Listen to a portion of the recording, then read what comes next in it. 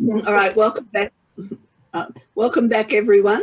My name is Lorraine Bennett, and I'm speaking to you from Australia, and it's my pleasure to chair this particular session. And our first speaker is the group from, I must get this right, the group from Namibia, led by Martin Ujakpa. Yes. All right. Yes, I confirm. Hi. Can you hear me? Yes, we can hear you clearly. You can proceed. Okay, all right. I thought I could actually go ahead with this projection, but I think I'll speak. I'll just speak. I'll speak to the PowerPoint I have from here. Can you still hear me? So I can go ahead. Can you hear me? Yes, we can hear you clearly. All right, thank you so much. Okay, I'm presenting on behalf of my colleagues and myself from Namibia, but we have one colleague from Durban, Dr. Hakwil Mandelene, and then we have another colleague of mine from Namibia called Timothy Shepo, and then another one called Ilonga Joseph. And then I was already introduced by the chair of this session, Ujakpa Martin Mabifam. We are presenting on the cultural influence on technology acceptance. What influenced us to go into this research is the COVID pandemic. We're already doing something on culture and technology, but the COVID outbreak, what we observed from the COVID outbreak was, which most of you observed, many schools had shut down, were forced to shut down because of national regulations. And then because of social distancing that needed to be also implemented. And to continue teaching and learning, most of them went online. Most of them applied remote teaching. They actually used online teaching, all kinds of educational technologies to carry out teaching. And what that implied was there was a rise in the use of e-learning for teaching and learning.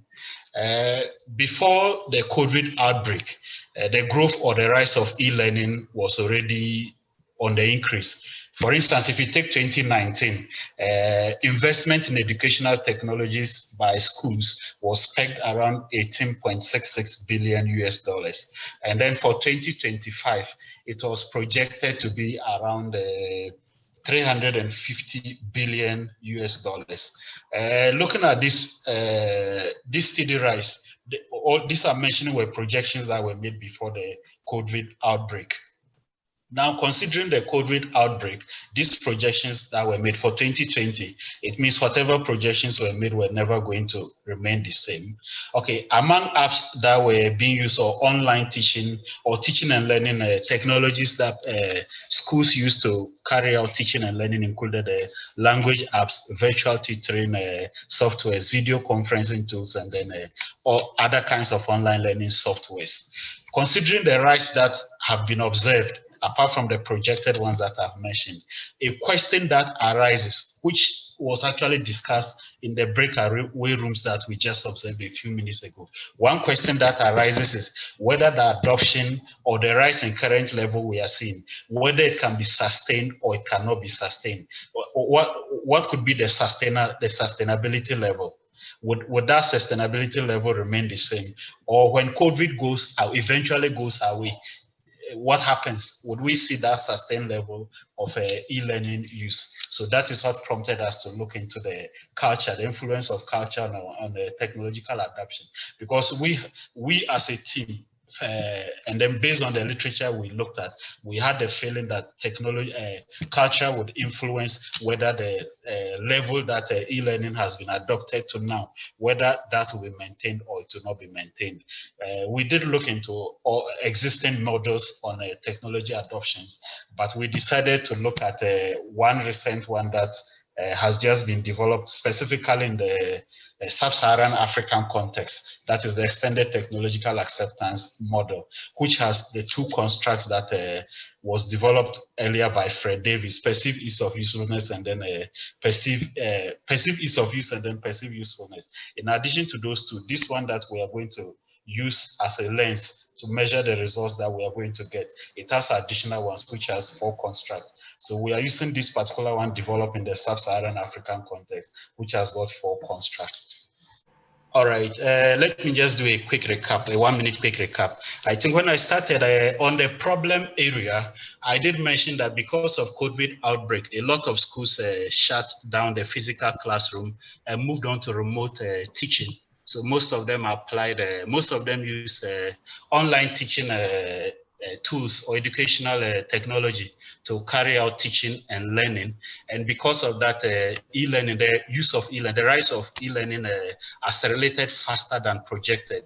For 2019, the global investment into e-learning was around 18.66 billion US dollars. And for 2025, it was projected to be around 350 billion US dollars. However, because of the pandemic, one can imagine that these were projections before the outbreak.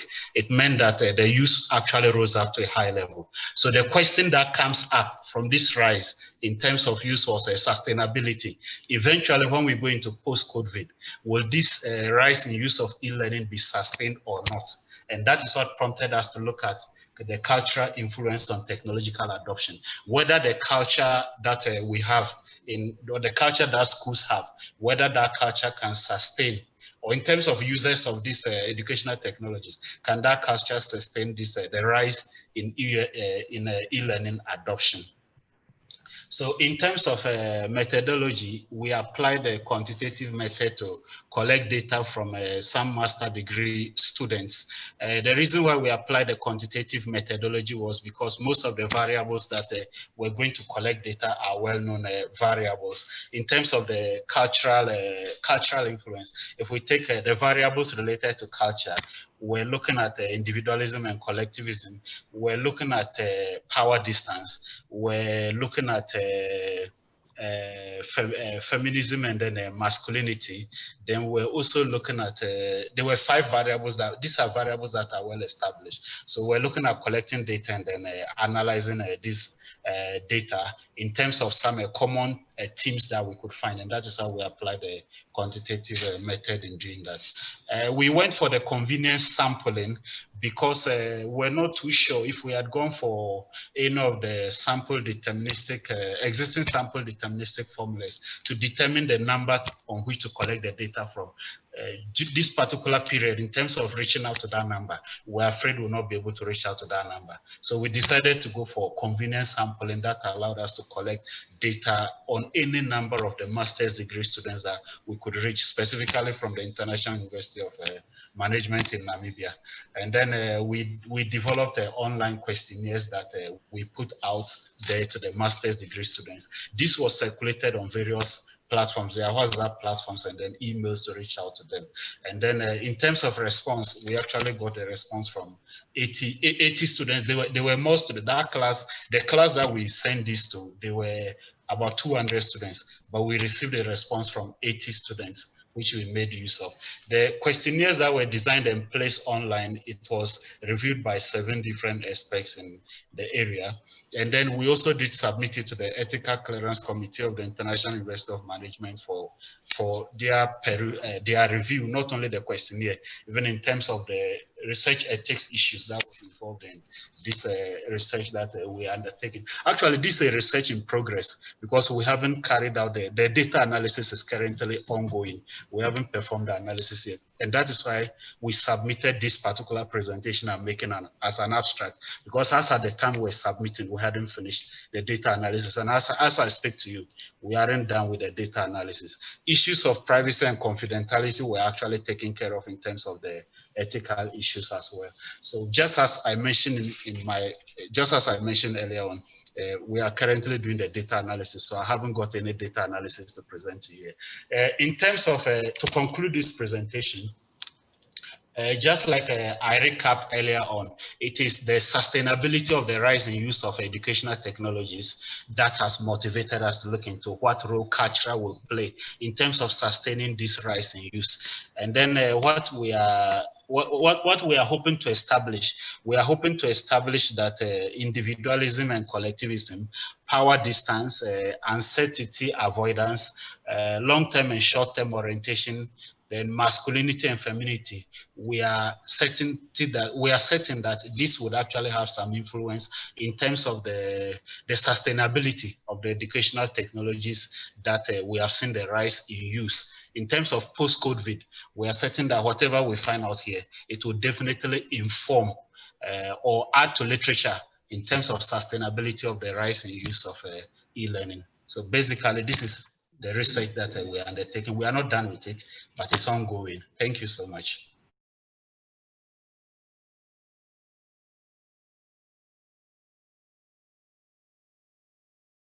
What I want to do, focus on today, is to look at some I call them shotgun synergies because of COVID, we suddenly were pushed into doing things in particular ways. So my home discipline is in media and cultural studies, and it has a practical component to it, which is video production. And also we started introducing a digital humanities component.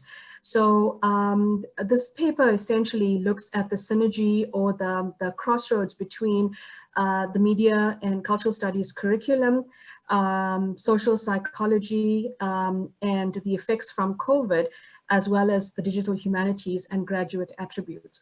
So we took it because students could not come to campus and go to the video production labs and so on to be able to learn the practical aspects. We took it as an opportunity to focus on those particular skills that are underrated, not focused on a lot in terms of the mainstream curricula, and that's the graduate attributes that, and I'll explain specifically how we integrated social psychology.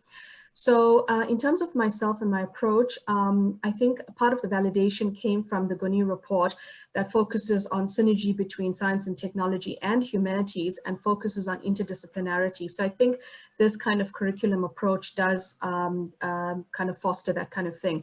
At the national alignment level, it focuses on e-skilling and social cohesion, another important thing, especially as we've been hearing about how greater time on the internet seems to polarize us more as opposed to unifying us. And finally, some notes about decolonization. If I have any time, I will actually go through that. So this is just a visualization of those particular aspects and how they impact on the curriculum, not so important at present. So in terms of digital humanities, to those who don't know it, what it refers to in a nutshell is just making use of digital technology to advance humanities research and teaching. And basically it's putting critical humanities questions at the center of computation and IT, basically. So particular tools that one uses within this approach is data visualization and text mining and collaborative writing as a means of developing digital literacy. So for this particular curriculum idea, we'll be using the standard Moodle learning platform, Etherpad as a collaborative working tool, and Voyant as a text mining tool. So the reason why we use Etherpad and Voyant is because it's free, and that's a big consideration when we look at using some of these tools for our students. So that's not exclusive to text mining tools and that sort of thing. There's others that are pretty good, but these are entry-level ones that we thought could be useful for first years. So in terms of pedagogical considerations, what we're trying to just keep, and that's assuming that we had these authentic learning environments in the face-to-face interaction with our students, we're trying to keep or maintain those kinds of ideas or notions of authentic learning environments and stimulating critical action and critical thinking and whatnot with our students on the online formats. So the idea is to take the digital shift, but not erode critical thinking.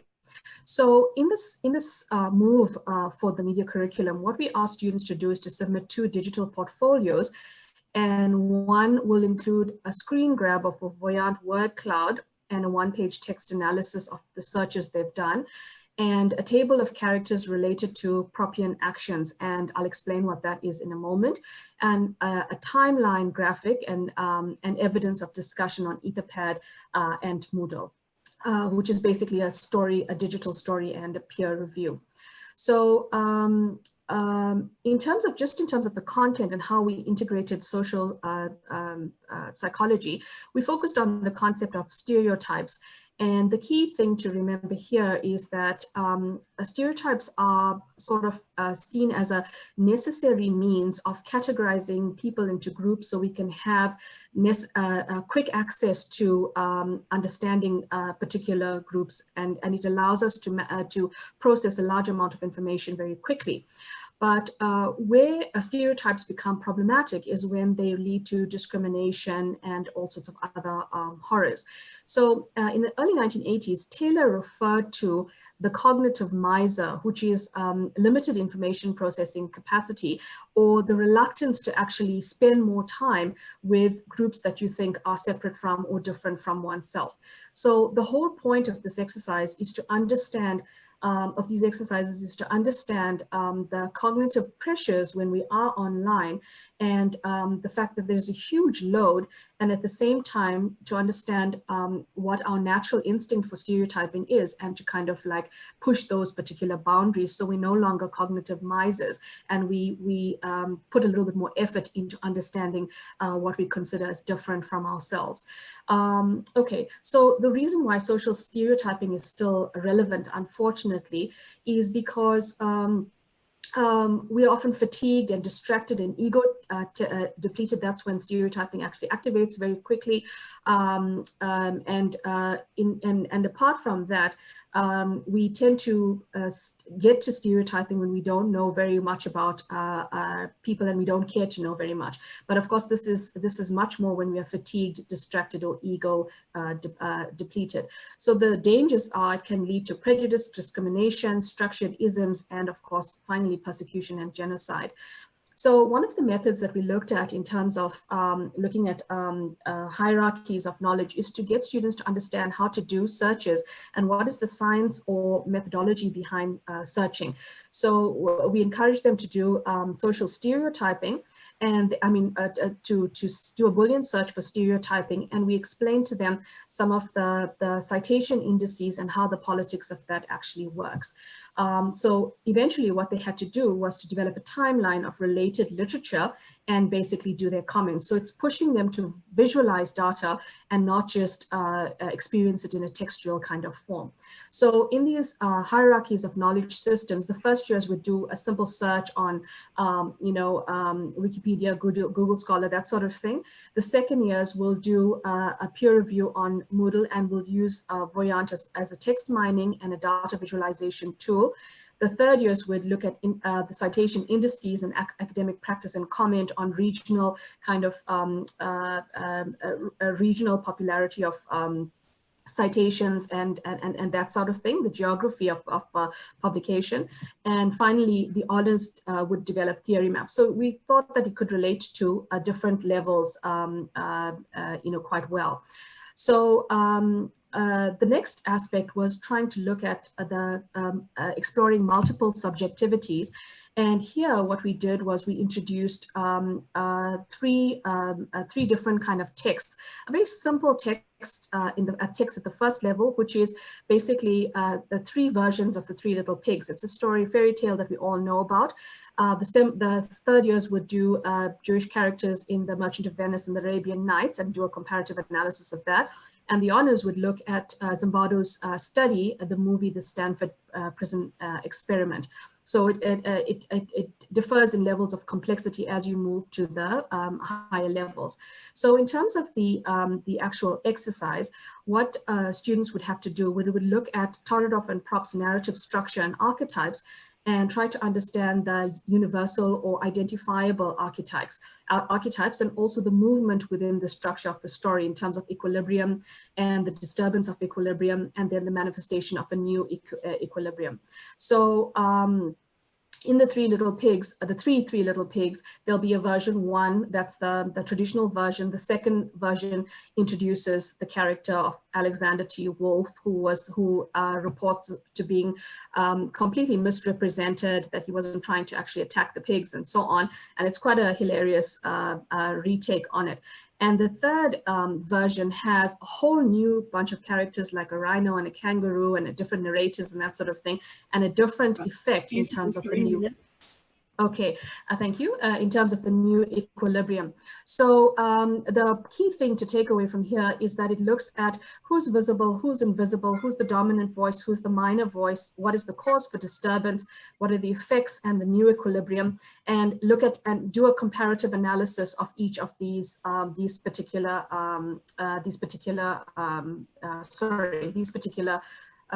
stories. So what at the different with the different levels of the three little pigs, looking at the characters within the different plays and stories, and also Zimbardo's Stanford Prison Experiment. What it does actually do is to consider and shift students' ideas of where their particular dominant worldview, their position, and to understand from the universal archetypes that this is a very contested, identity is a very contested formation, and it's also fluid. And then the discussion usually would flow into such spaces. But having said that, what I do want to mention is when you go down this road of trying to look at other social stereotyping and looking at graduate attributes, one must be prepared to listen and to hear some very, very difficult things. And part of that is when students share a horrific trauma and you feel like you're not a psychologist and you're not able to actually deal with this, you have to have other methods to manage it.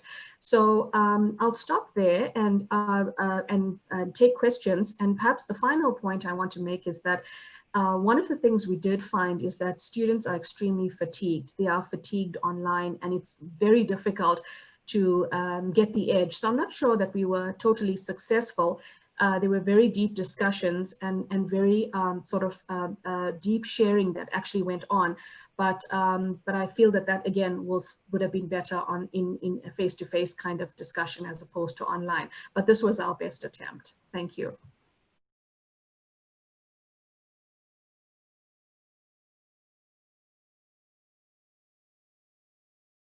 So I'm Cecile Gerwel-Proches, and I'm based at the University of KwaZulu-Natal, Durban, South Africa, and so are my colleagues as well. And we're based in the College of Law and Management Studies, focusing on commerce. So our study basically is focused on transitioning to online learning during the COVID-19 lockdown, and specifically focusing on attitudes of postgrad students in a business school in South Africa.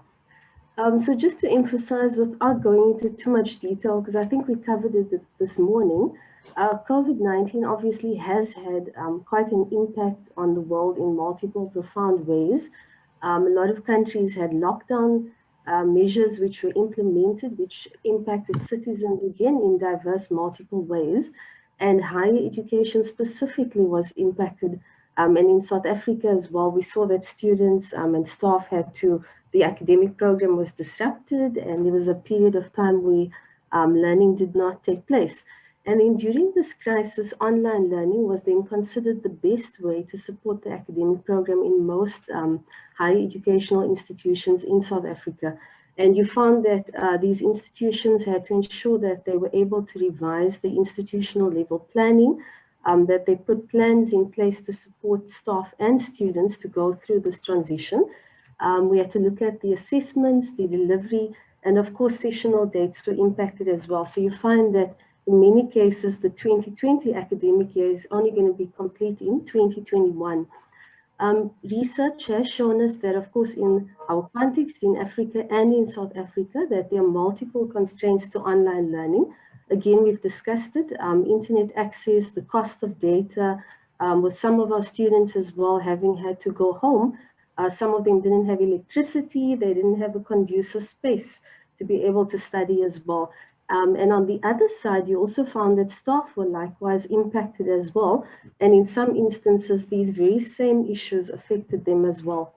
So in terms of our specific study, we focused on the attitudes of adult learners in a business school in South Africa who had to make this transition from traditional face-to-face to online learning. And just in terms of the context, the business school students are part-time postgraduate students, usually more mature, usually in full-time employment, generally with higher levels of motivation.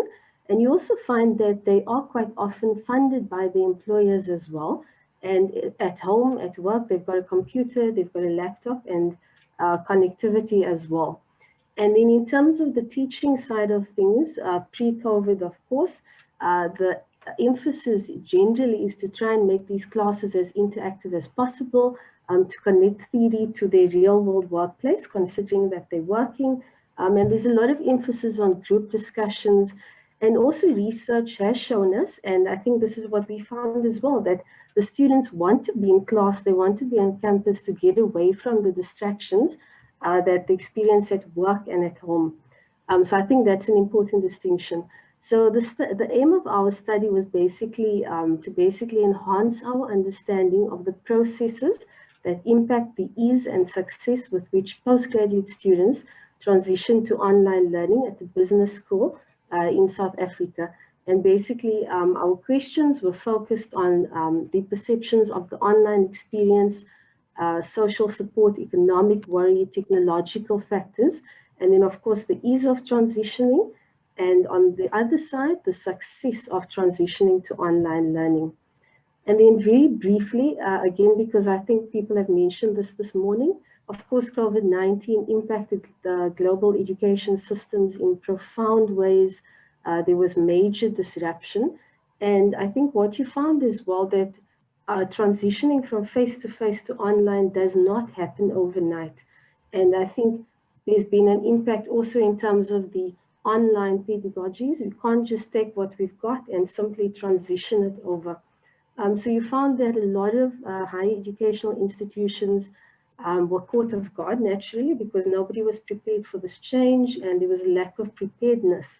And research also shows us that there could be a perception that people think that online could be lower quality than face-to-face. And then as we mentioned earlier, we had the issues of access to technology and interconnectivity being an issue in developing countries. And then also research tells us that social presence plays quite a big role. So the academic, the lecturer, the facilitator, so being able to hold that space in this new online teaching mode. And then just very briefly in terms of our methodology, we adopted a quantitative study with a questionnaire, and there were a few qualitative open-ended questions at the end. It was made available on SurveyMonkey, and we first had to obtain a gatekeeper letter from the institution, from the university, and thereafter we received ethical clearance from the university's research office. It was placed on Moodle for the students to access in June. And just in terms of our target, we targeted all coursework postgrad students and master students in the business school. So only the coursework ones, not the research ones, because of the nature of the study.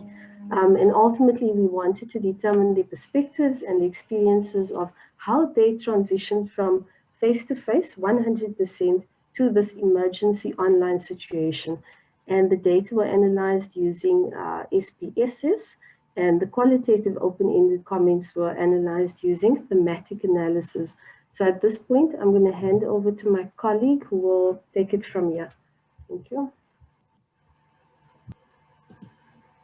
Okay. Hello, everybody. It's me again. So I'm going to take over from Cecile, and Cecile, you really should have continued with the presentation. You were doing a good job of it. I'm going to be presenting the results. So just to very briefly outline to you, we had 85 postgraduate students who participated in the study. Majority of the participants were women. In the younger age group of between 26 to 55, that is quite a wide age group that we looked at there. And we also found that majority of the students were either self or organization funded. They were employed full-time, with a small number of them who were unemployed at the time of the study itself. As Cecile explained, the students were focused, or the study was focused on students who were coursework students. So it looked at students who were doing Masters of Business Administration, Master of Commerce and Leadership Studies, and the postgrad diploma in Leadership and Local Economic Development. I'm going to summarize the results, and I would request you to read the paper once it's published, because in the interest of time, I'm just going to skim through the results. There were 3 key factors that predicted the ease of transition to online learning for this cohort of students. The first was access to a conducive study space. The second was support from the lecturers. And the third was technical competence. Some of the qualitative feedback that came from the students with regard to these three factors, we can see here, the students said that the lack of a conducive study space created a problem. And so he often had to work late at night at his office, but luckily for him, his office was very close to his home. Then this student spoke about being comfortable with technology, that he was so comfortable he could use the technology with his eyes shut.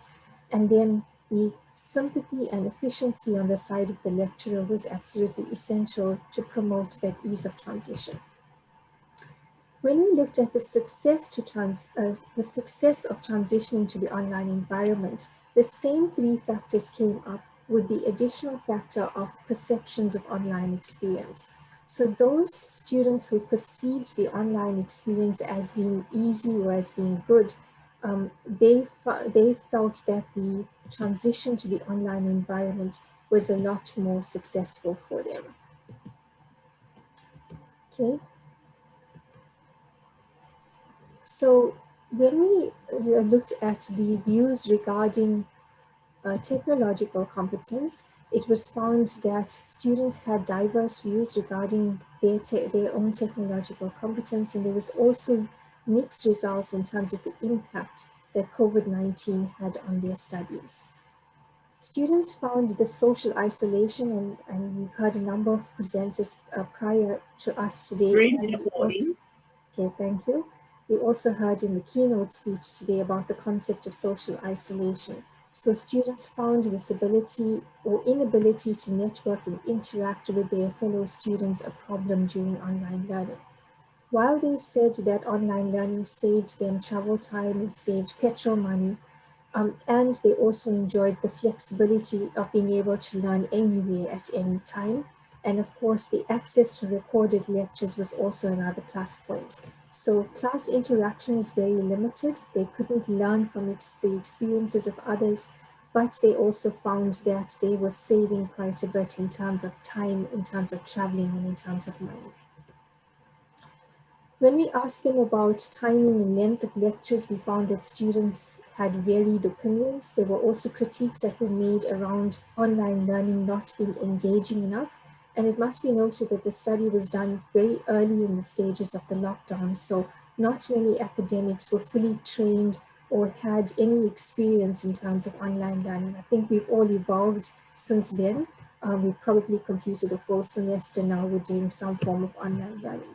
So you can see here the differing views. Some of them wanted the online sessions to be longer, and some of them wanted them to be shorter to allow for a break and to relax the mind a little bit.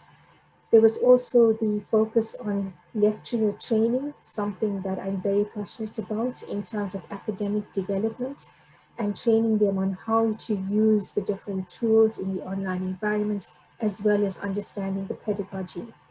So just to end, this is the model that we've come up with, and we've termed it as the EOL model, the emergency online learning.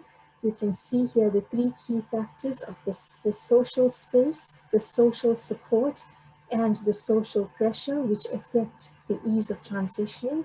Social interaction was found to be non-significant, and this was based on the analysis, the quantitative analysis, which looked at regression analysis, t-test analysis, and that is how this model was developed.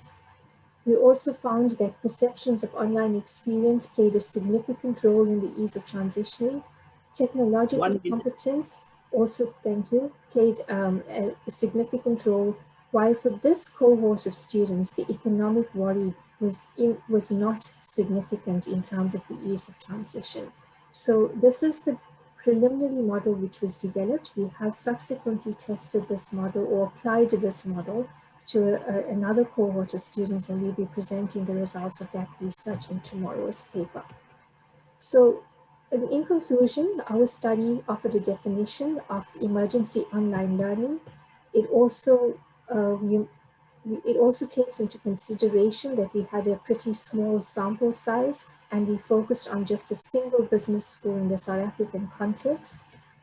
The more positive the experience that students found in terms of moving to the online environment, the more technologically proficient they were, the easier they found the transition. And while students agreed that this process of moving from face-to-face to online was rather traumatic for them, they feel that there is benefit in continuing with some form of online mode beyond COVID-19. Thank you everybody for listening, and we'll be happy to take any questions.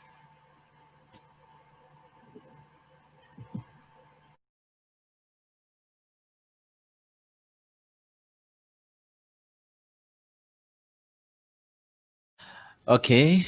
Good morning, everyone. Good afternoon. I'm Mr. Khuliso Sigama. I'm the lecturer at UT, that's the Sewchurran University of Technology here in South Africa. My topic is about the potential of MOOCs towards student access in higher education in developing countries. What I can say is technologies have taken the world by a storm. I mean, each and everything that we do nowadays is based on technology, and educational institutions or the educational environment is also not spared, because teaching and learning nowadays is using technologies, the administration and research.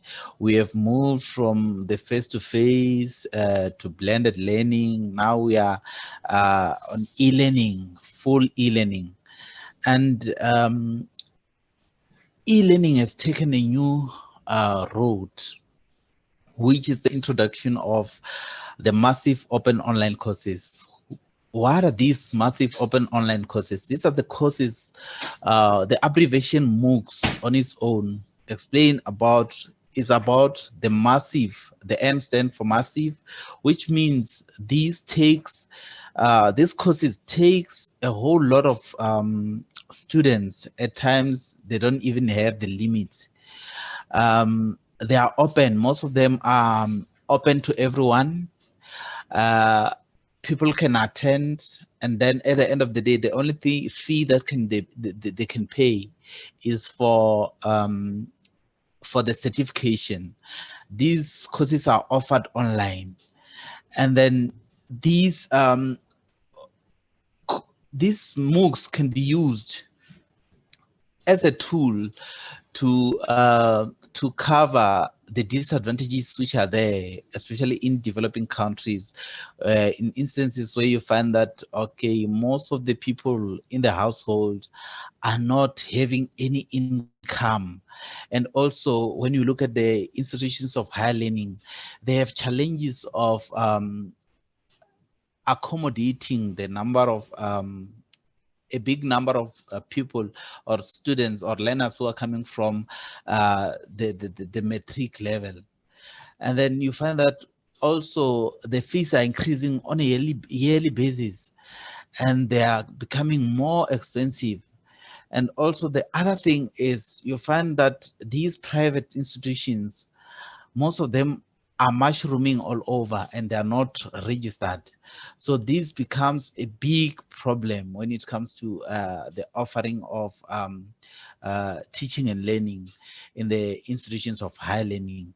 And according to Stats SA, only 85% of learners who complete their matric here in South Africa have access to higher education institution, be it the universities, the universities of technologies, the colleges, and so on.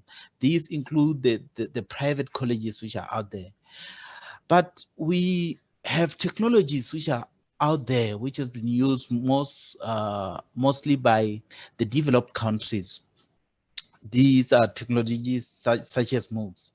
And then what Stats SA has alluded to was supported by Oyo and Kalima in 2014, when they said that most students do not enter the post-matric institution due due to lack of space and lack of funding. And these are the things which are covered by the MOOCs, because MOOCs takes a whole lot of students. Many students can register in a certain MOOC. This deals with the lack of space which we are having, especially in developing countries, and also they are open. Most of them, they are not they are not paid for. So the issue of lack of funding is also covered by these MOOCs. And what we did also when we were reviewing the literature, we found that many people are saying these MOOCs have the potential of dealing with the problems that we have in developing countries, as highlighted earlier. However, there are challenges when it comes to the guidelines or the models which guide on how these MOOCs should be implemented, especially in developing countries. There are studies that looked at different factors. Most of the factors which were focused on were organizational, technological, and also environmental factors. But Young et al. 2017 argue that categorizing only those factors may not be of a good help, because they may overlook other important factors that may play an important role in the implementation of these MOOCs, especially in developing countries. So in this study, we went out to review 35 scholarly articles, and then these articles were from the conference proceedings, the journals, the web articles, and also the internet magazines. And then we used the content analysis to find the factors which are really key in implementing these MOOCs, especially in developing countries. And then we use different terms there. We use terms like MOOCs in developing countries, MOOCs implementation factors, MOOCs and higher education factors. And then from those factors which were found, we used what we call the Microsoft Excel to find the frequencies of all those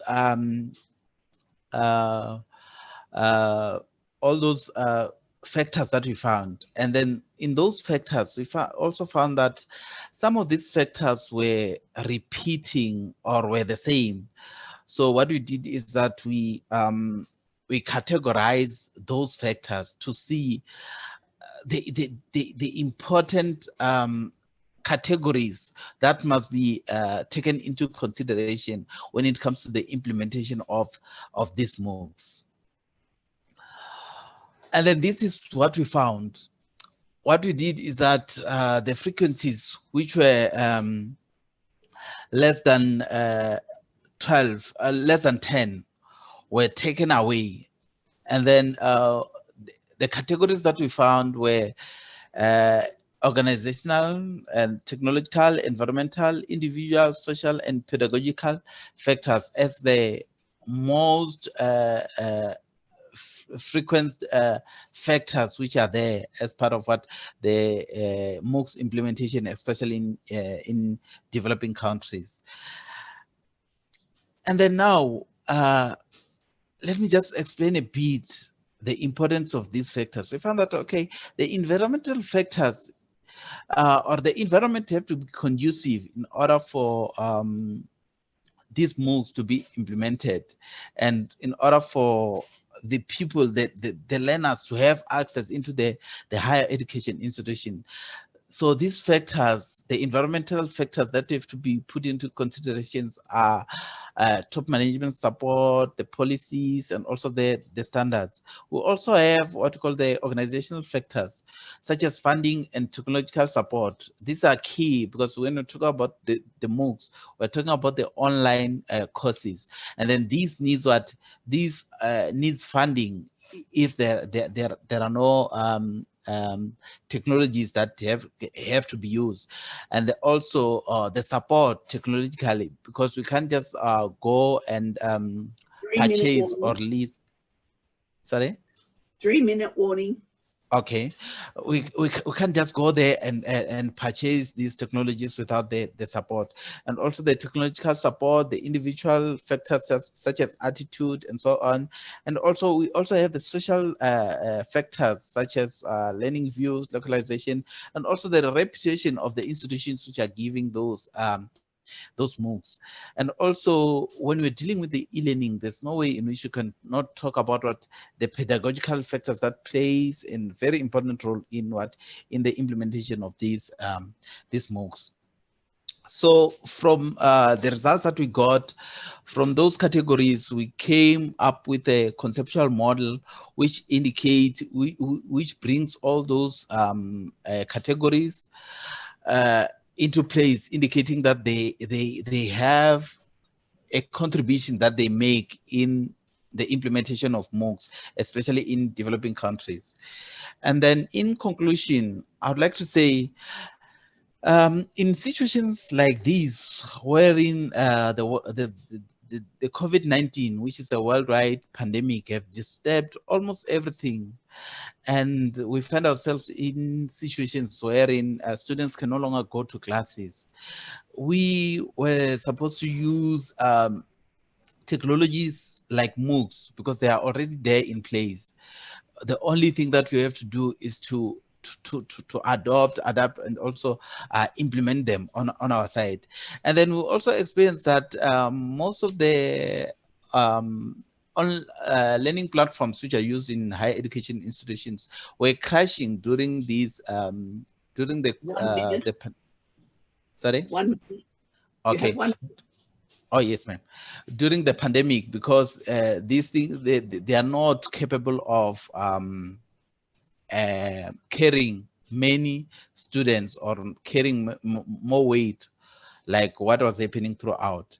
And then we believe that MOOCs are one of the revolutionary applications that need to be leveraged in order to do away with the challenges that we face, especially in developing countries.